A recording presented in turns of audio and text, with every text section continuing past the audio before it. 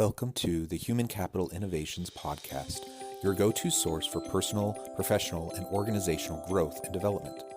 We hope you tune in often for all things people management, organizational development and change, organizational leadership, and social impact related.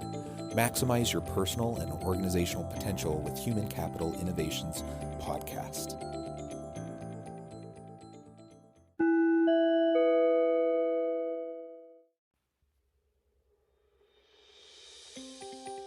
Welcome to the Human Capital Innovations Podcast.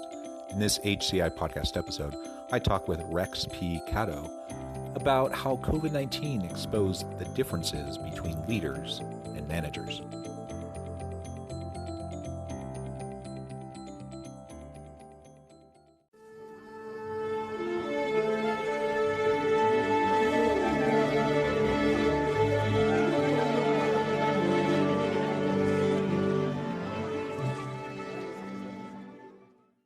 Rex Gatto, welcome to the Human Capital Innovations Podcast. Thank you. It's a pleasure to have you. I'm excited to have this conversation with you today. You bring with you a lot of background and expertise, in some ways somewhat similar to mine. And so I think it'll be a really enjoyable conversation. As I share your bio in a moment, I think listeners will start to see some of the connections between your background and areas of focus and what I do as well and what they've learned about me over time. Today, we're going to be focusing on how COVID-19 exposed the differences between leaders and managers. This has been a really rough year in a lot of ways, not just the pandemic, but the layered social unrest and political strife and all these different things that people have been dealing with. And it's been a real challenge. And this is, I think challenge is the opportunity to shine a spotlight on leaders and to see what they're really made of. And COVID-19 and the pandemic context has certainly done that. And so I think we'll have a really lively discussion around the difference between managers and leaders and how we can mark that difference given this current context that we're in. As we get started, I wanted to share Rex's bio with everybody. Rex Gatto is founder and president of Gatto Associates. Dr. Gatto's practice has been dedicated to helping people in the workplace to enhance productivity through a better understanding of themselves. He's done extensive research in the areas of individual working, thinking, personality, leadership, teamwork, and communication styles, and their impact on working environments. As a behavioral scientist and counselor, he has devoted his energies to helping and coaching all levels of business people, CEOs, vice presidents, managers, and professionals to have an enriched work life. In particular, he has coached many hospital presidents, vice presidents, operations, finance, department chairs, and chiefs. Dr. Gatto consults on matters of organizational effectiveness, conducts face-to-face and virtual programs, and also conducts one-on-one and team coaching. He was the 2013 recipient of the Distinguished Service Award from the Pennsylvania Psychological Association. That's incredible. What a wonderful background. I love the work that you do. And thanks again for joining me on the episode today. Is there anything else you would like to share by way of background or personal context with listeners before we dive on in? Well, maybe the most important, father of two kids, husband of a professor of English who checks everything that I write, and the most important, grandfather with one granddaughter. So those are the important parts, John. Oh, that is wonderful. Those are the most important parts. I aspire to being a grandfather someday. I'm not quite there yet, but we'll be there sooner than I know. And I was actually reflecting with my wife the other day. My oldest daughter is 17, and we were just thinking about how little time left we have with her before she goes off into the world. And that's a rather sad thing for us to think about. I suspect that's something that every parent goes through. That is a true statement. But the reward is hopefully someday we might have some grandkids as our kids grow up. Yes, which is a lot of fun. Yeah, excellent. And so your background in, well, maybe you can start by telling us a little bit more about your academic background and how you got into more consulting and coaching work. And then we can dive on into our focus for the conversation today. My background starts in education and continued in education. And then from a master's in education, went for a master's in counseling psychology, and then for the PhD at the University of Pittsburgh, was really a bridge between education and psychology. I was very lucky to have some mentors who helped me understand how we can translate what we do in the educational arena to the workplace arena. One of the things that I like to say is that society replicates itself in the workplace, and the workplace replicates itself in society. And we're seeing a lot of that being played out via the stress of society, the stress within the workplace, the stress within homes, because the kids are working remotely. And all of this is impacting us in a different way. I found that to be extremely rewarding, is going into the workplace and identifying key issues. Number one, successes of people, what they are doing right, and then helping them to develop some of the skills that they may want to enhance. I found that was rewarding because every day is so consistently different. And who planned for this pandemic 3 years ago? And the answer is there were some probably virologists who said, hey, maybe. But we need to look at life as a very fluid and dynamic arena. And that's why I like the workplace. Yeah, agreed. I think it's a tremendous opportunity to put the conceptual, the abstract that we see sometimes in academia, and really apply it more directly in practical ways into the practitioner spaces in the workplace and such. And I think we need to do more of that work. And pretty much every organization has challenges. Even the best, the ones that we put forward as the examples, the exemplars and star organizations, they still have to deal with communication challenges and interpersonal dynamics, and they still have to deal with leaders who have imposter syndrome. And we could run down the list of all these things that it's just part of the human condition that when you get groups of people together within an organizational context, things can be messy and difficult. And I think first we embrace the messiness and the complexity, and we just say, hey, this is what it is. We don't need to lose our minds about it or feel like the sky is falling just because we're dealing with a workplace challenge. But when we can recognize it and we can name it, then we can actually start moving forward and putting systems, processes, policies, and practices in place to make for a more healthy workplace environment. And then we can start to zoom in on those specific interpersonal issues and challenges and those sorts of things. So the work that you do is super important. And I'm sure everyone listening, plays similar types of roles in one way or another, whether they're in a leadership role within an organization or consultants who listen and are trying to do the same types of things. Ultimately, the bottom line is we want to make a difference. We want to make an impact in the world. And one of the best ways to do that is through trying to enhance the experience of people in the workplace, because we spend at least a third of our life at work. Very true. At least half of our waking life at work. So it's important that we learn how to maximize our opportunities and our potential within that sphere of involvement and opportunity. John, the interesting fact about the workplace is a lot of our skill sets are translated from the family. We learn how to resolve conflict in the family. We learn how to be comfortable with ourselves in family. We learn to lead, make decisions, to resolve conflicts. All of those come from how we grew up, our family system. What happens is we learn to resolve conflict in the family, and then we translate that to the workplace. In many cases, there isn't a sophistication to that. The one thing that I think separates when we talk about managers and leaders, the idea of confidence. I graduated some 30 years ago, and I knew the word confidence, but how it is played out over the last 30 years within the workplace is extremely different. Leaders who have confidence, I will call it quiet confidence, not arrogance, but quiet confidence, the ability to express, to bring people along, to realize that part of being a leader is that of a coach, mentor, and that I'm comfortable with myself. I don't have to be arrogant. I don't have to blame, but I can work with others. It's a contextual workplace. It's an interactive workplace. And the more comfortable we are with ourselves, the more we can do that. That's why I say a lot of the skills that we learn in the family are translated to the workplace. And we need people to bring that out. Another major factor of what goes on in the workplace is the ability to give feedback. And I'm ever amazed, people think giving feedback is, let me tell you what's wrong.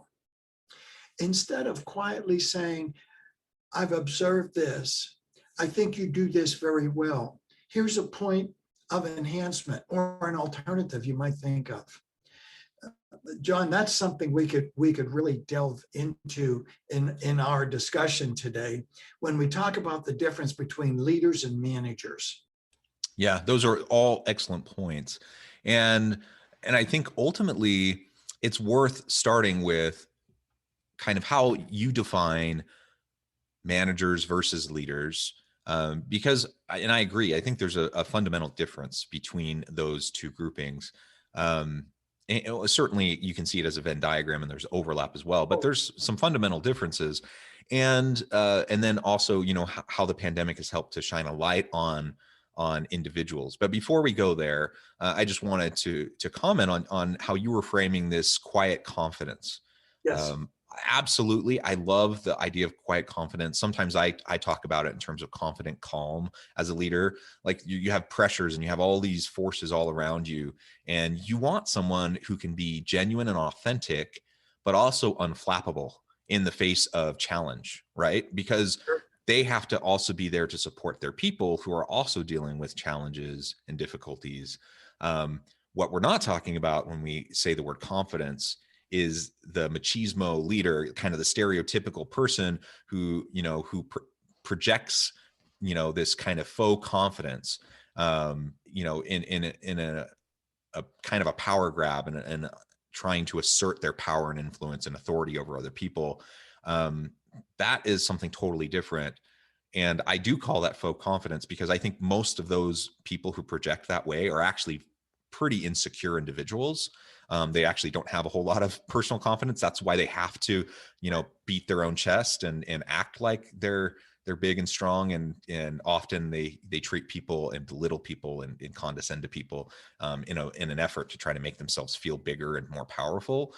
That's not at all what we want to focus on as we're talking about, you know, management versus leadership. And I am a big believer in the idea of servant leadership, which at its core brings with it this idea that we have intellectual and interpersonal humility, and we recognize, you know, we are in a position for a reason. We probably are very capable people, intelligent individuals who have the ability to lead and to help our people grow. But that doesn't mean we have all the answers. That doesn't mean you know, that we're gonna try to micromanage people and get them to do every last little thing we want them to do or do it our way. That's something entirely different. And you know, that's an approach that just usually doesn't work. So we're focusing on the confidence, or the quiet confidence, the confident calm, I think is a really great way to frame that. Now, with that said, let's talk about management versus leadership. How do you frame that in your own mind? I'd like to really have everybody stop for a second and really think about the need for a manager and the need for a leader. Manager focuses on the past to the present, and a manager's job is to look at resources and budget and scheduling and manufacturing and or product and or service and get work out. It is very concrete. It is hands-on. The leader is in the present to the future. And the leader helps us to understand the future and where we want to go. A leader understands three major points: where we are now, what we are doing very well, what we could enhance and or develop, and what we need to eliminate or stop. I think one of the most important things that a leader does is put every product and service that is offered in that organization on trial for its life. It's a construct from Peter Drucker in his one of his last books, and it always stuck with me. Put every product and every service on trial for its life and to see if it's something that you want to move forward with. And that's what leaders do. There's also a major word, hope. Leaders give hope. They inspire people. They have an ability to get people to want to struggle together to move forward to that new future. You also mentioned the word influence. I'd like to define influence. Influence is having the ability to say things in such a way that people adopt those ideas. They adopt the ideas. And an easy way for people to realize that is people adopt the religion. They adopt it. It is something that they choose. A leader who is inspirational helps people to make the right choices and offers them an ability of hope. And people are inspired by those influential leaders to move together in the future. I like the phrase wanting to struggle together in a very humane way, helping people to understand what we can do to have a better future. So managers focus on the past to the present. They want to work. There is a need for managers. Leaders have a foot in the present, understand all that's going on in the present, the successes, areas for development, but they help to move forward to a new future. They define a future. John, one thing as I listen to the news on a day-to-day basis, if you want to get my vein to stick out a little bit, put people on the national news who present tactics, but never, ever present goals. They present tactics, they present actions, they present opinions, but they don't present a common goal. They don't say, this is an area in which we agree. That's what leaders do. Leaders will listen to diverse opinion and then say, but here is an area in which we agree. Let's build on that. We have people that focus on the low level of management that give opinion, that say these are actions that we should take, but they don't help us to focus on goals. That's what leaders do. And I want to go back to one sentence. Leaders give us hope for the future.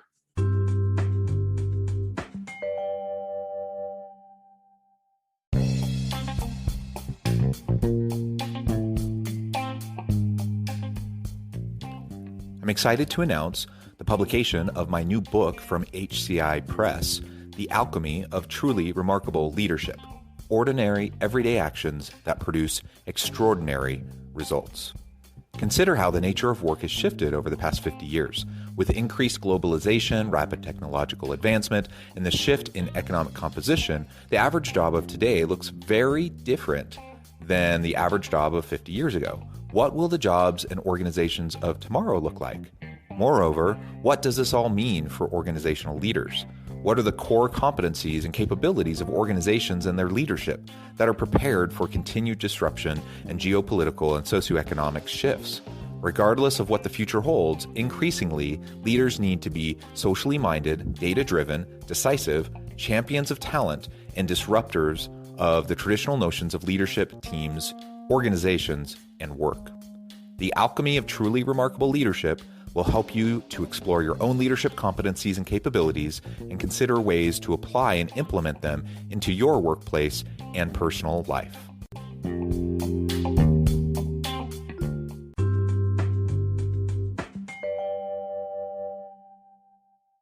Yeah, I agree with those framings of managers versus leaders. And I guess as I'm listening to that, I can't help but reflect on my own experience with people in leadership positions in organizations where they, formal leadership, structural leadership positions, but they're not really leaders. They're just managers, right? They perform as managers, and it's really managerial responsibilities will exist, and they need to be able to do those and do those well. But there's so much more that they should be doing, and the most competent and capable and effective of those institutional leaders do the leadership stuff very well, not just the managerial stuff. And unfortunately, I would say there's even people that are in executive ranks at many organizations that don't really have a whole lot of leadership skill. They've been quite exceptional throughout their career in tactical areas, and so they've been promoted and moved their way up. But they never actually learned how to effectively lead and influence those around them. And so I think it's just really essential that we recognize the difference, and that we help those who are very effective managers, that we help provide development opportunities so they can grow into their leadership capabilities. Otherwise, they're only going to be like living half of their professional life in their roles. That's very true. To your point, there are executives in leadership positions who are managers. They're managing organizations. They're not leading organizations. And that's a very good point. I'd emphasize that and say, as you said, that's an excellent point. And it's very, very true. Ask yourself this also. If this was a war, would you follow your leaders into battle? Do you have the confidence in those leaders to lead? Leaders need to lead. One of the aspects of leadership that's so extremely important is followership. And how do leaders develop followers? And do they listen to followers? Do they get input and involve followers? Do they help the followers understand their role?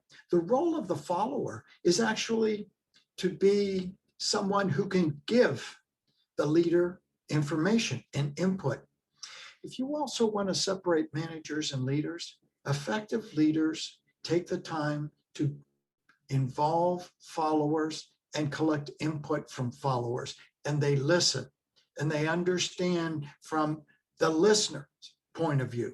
They understand from the followers' point of view of what's going on. It's a good way to keep their finger on the pulse within any organization. You know, it is said that Lee Iacocca walked the line. He knew the names of people on the line.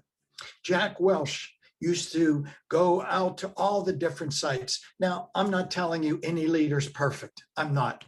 But the involvement by Lee Iacocca or Jack Welch or Walmart, Sam Walton would fly in. He would fly in and stand up and do the cheer. We have people today in leadership positions who are not taking the time to listen. To be honest, John, we do not need another leader to tell us. We need a leader to listen, to help us to understand our commonalities, our forms of agreement. They can accept feedback because they do have a quiet confidence within themselves that they understand my own development comes by developing my followers. So I'll put that out there as well. I think it's very important that leaders are able to receive feedback from others and accept it, not get angry, but accept feedback as a developmental process. Therefore, that leader is a role model for others. And I think a leader is a role model that people look at. You know, one of my disappointments, and I'll bet you could say something similar, John, is that all of my professors and my clinical supervisors, when I was going through a process of being a cognitive behavioral psychotherapist, they were mentors to me. And one of the things that I regret is I didn't go back and tell them the impact that they had on me. Leaders have an impact. They're role models. And people look up to them and say, I want to emulate, I want to be like them.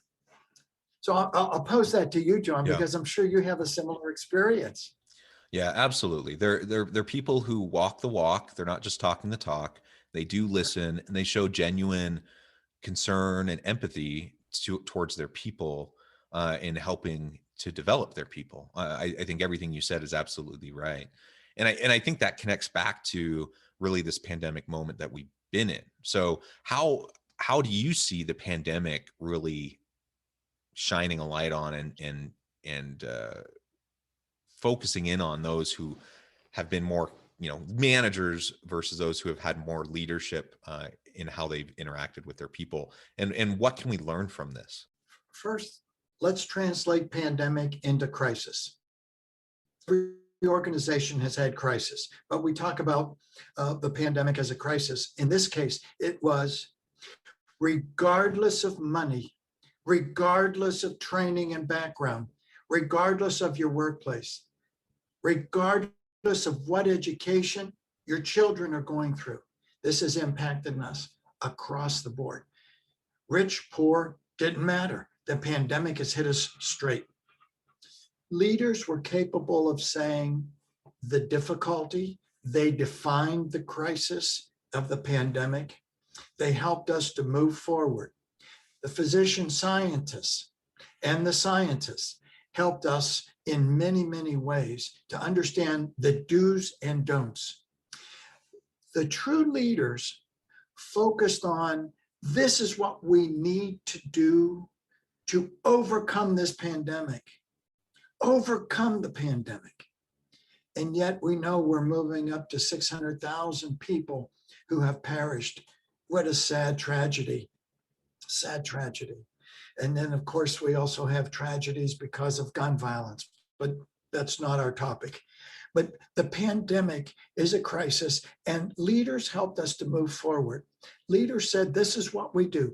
This and these actions will help us to overcome this crisis. They outlined it. They told us that it was urgent. They said that this is very important for us to do. Unfortunately, taking away from the leaders were naysayers, the negativists. And leaders have to deal with negativists. They have to listen to them, and they have to overcome and to move forward. Leaders are knowledgeable of the present and keep giving us hope for the future. Leaders help us to understand three key points. Where are we now in the pandemic? Where do we want to be in the pandemic? And these are the things that we will look for by way of metrics to see that we've overcome the pandemic, and then help us to put the actions to bridge where we are to where we want to go to overcome the pandemic. There are people who have laid that out.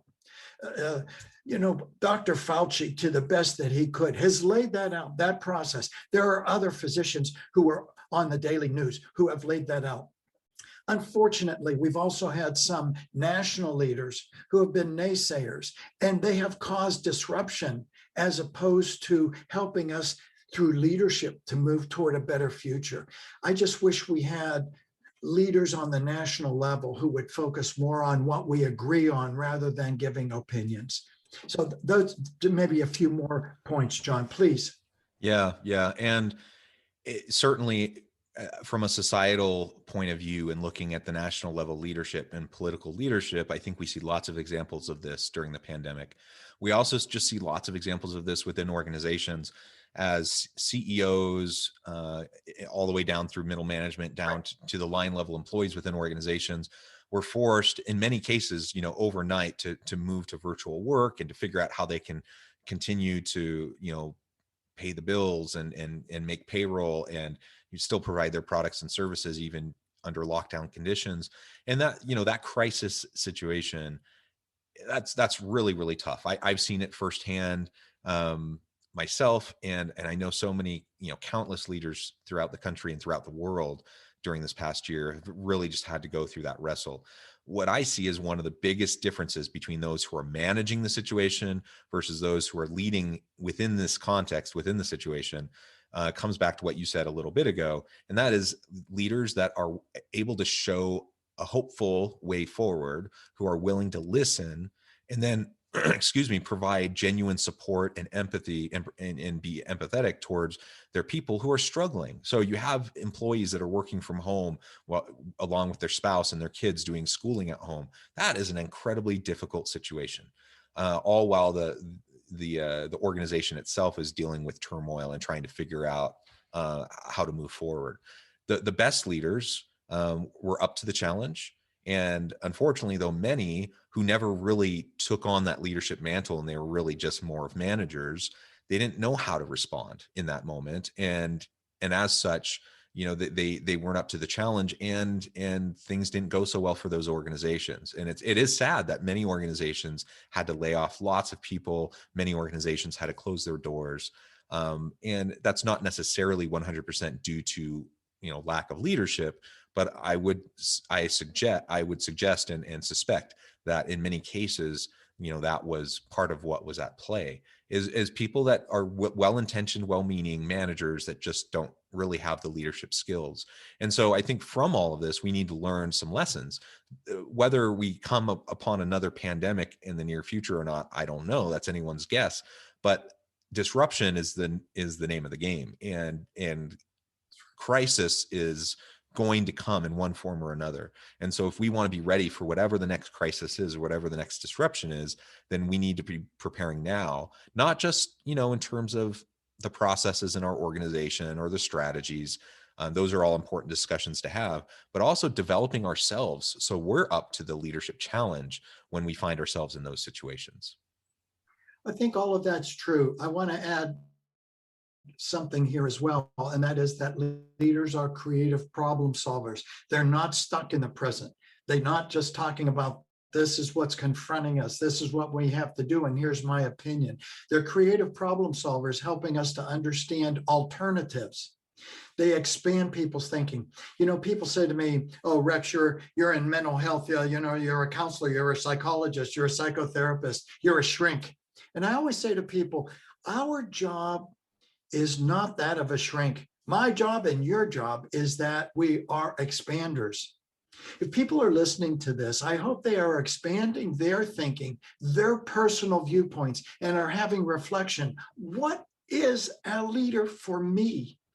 We use terms such as religious leader, political leader, organizational leader, community leader, coach leader, professional sports leader. We use that term leader, but in some ways it's an innocuous term. Go back and ask yourself, have I expanded my thoughts about this idea of leadership? Who inspires me to do more than I actually believed I could do? Coached and mentored me. That's something to say, has this person inspired you to do things you didn't believe you could do? Has this person given you a hopeful future? Has this person helped you to believe in yourself? Is this person a role model? Because if you start asking those questions and expand your thinking about what a leader is, then you're saying, yes, I've expanded my thoughts. I have a hopeful future. This person is a role model. I want to emulate what this person does, how this person handles crisis, how this person handles personal attack. How do we do that? Those role models that are out there, we need to celebrate. You mentioned Greenleaf earlier in terms of servant leadership. And Greenleaf wrote the book on servant leadership. And then it is up to several authors to define, what he meant by it. But the truth is, what he was talking about is the ability to give. It's not, I'm the leader, so you are to serve me. His point was, I am the leader and my job is to serve you. One of the aspects that I'd like to put out there is leaders help to develop a community every day in the workplace. That's what servant leaders do. They're transparent in communication. They're caring, they're nurturing, they're inspirational, they're humanistic. But they also help people to build a community each and every day within the workplace. So I pose that to you too, John. I mean, what are your thoughts in terms of what I just said, especially around the creative problem solver? Love your comment. Yeah, absolutely. Leaders need, effective leaders, they need to constantly be scanning the environment and trying to understand the lay of the land, not just for the sake of the present, but to start to think towards the future and to recognize the gaps and the challenges, and to take the creative problem solving approach and a systems thinking approach and a design thinking approach to addressing those gaps, ultimately to lead us into a better future for everybody. And I think that's what we've seen this past year during the pandemic, and organizations that have handled it well. And in some cases, community, political, religious leaders who have handled it well. And but in contrast, we've seen many examples of people who haven't handled it well. And I guess moving forward, as we close out this episode, I would love for everyone listening to just think about their own roles within their organizations. Think about what you do each and every day. How much of it is managerial types of competencies and skills? How much of it is leadership oriented in the ways that we've been defining it? And think about that balance, and think about what your priorities are or what you would like them to be. And then consider ways to recalibrate that might put you in a better situation to be prepared for and ready to respond to future crises and the challenges, the ongoing challenges that we're all going to face. Well, Rex, it has been a real pleasure talking with you today. The time has flown by. I do want to be respectful of your time, and I know we'll need to close here in a moment. But before we finish the episode, I did want to give you a chance to share with listeners how they can get connected with you, find out more about any of the current work you're doing, and then give us the last word on the topic for today. Sure. People can go to our website, www.rexgatto.com, or they can go to LinkedIn. And on the website are numerous articles, studies. If people want to download, there are a lot of articles on leadership and stress of the day, resolving conflict, and of some of the other areas that we consult in. To put closure to this, leaders help us to move beyond the present. Leaders help us to understand what we are going through, that it's not a disaster, that there is a hopeful future, and give us a step-by-step process of moving from where we are to where we can be, and fill us with hope and aspiration and inspire us to move on. And I hope that people are realizing leadership can be viewed, seen, developed, and performed on any level. Any level. Anyone in the workplace can emerge as a leader. It's not a title. It's helping us to have that better future and to move forward, as you and I spoke about today. And John, I'd like to thank you for the opportunity to meet you, and also to share ideas. And you were right when you said in the beginning, our backgrounds and ideas are very similar. And I concur with that now, for sure. Well, thank you, Rex. It has been a real pleasure having this conversation with you today. You're welcome back on the podcast anytime. And I encourage listeners to reach out, get connected with Rex, find out more about his company and what they can do for you. And as always, I hope everyone can stay healthy and safe, that you can find meaning and purpose at work each and every day. And I hope you all have a great week.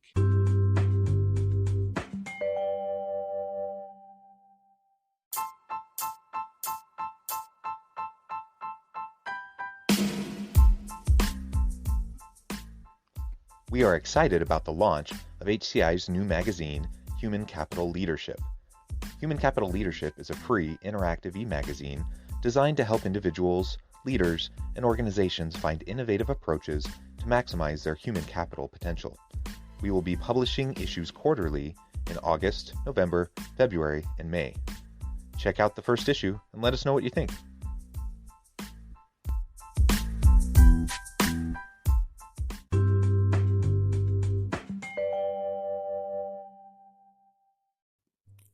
Thanks again for joining us for this episode of the Human Capital Innovations Podcast. I hope you stay healthy and safe, and that you have a great week.